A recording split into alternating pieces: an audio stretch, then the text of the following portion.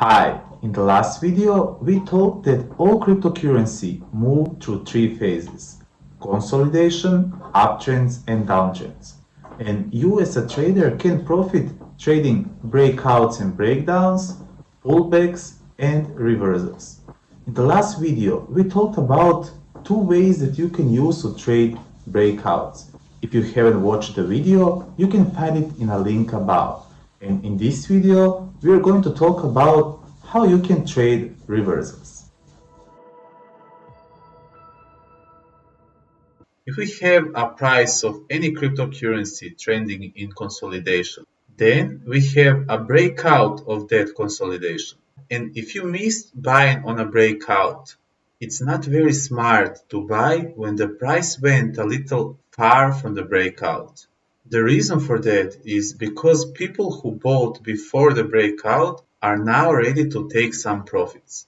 And also, your stop wouldn't be so close. So if we miss the opportunity to buy on the breakout, it is good to be very patient and wait for a pullback. Sometimes, pullbacks come back to the breakout lines. The previous resistance line now becomes a support line.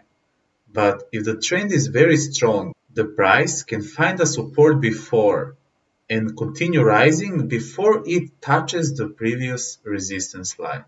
In that case, very often the price finds support on one of the moving averages.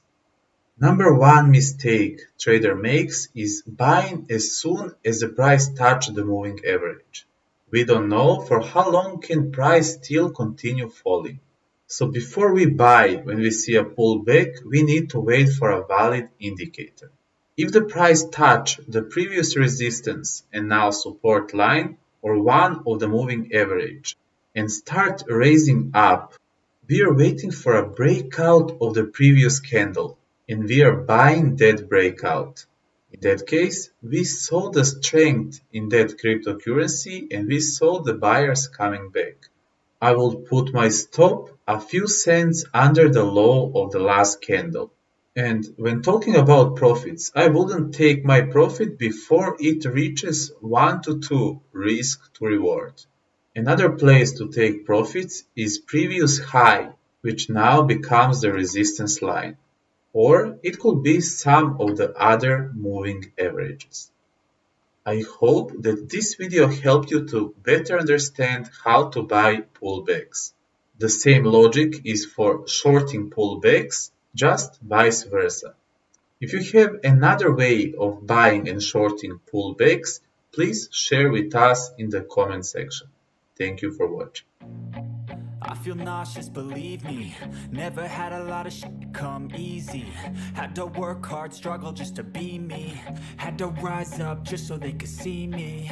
Did what I had to do just to feed me. And what was left over I put towards my dreaming. But the only thing in life that has meaning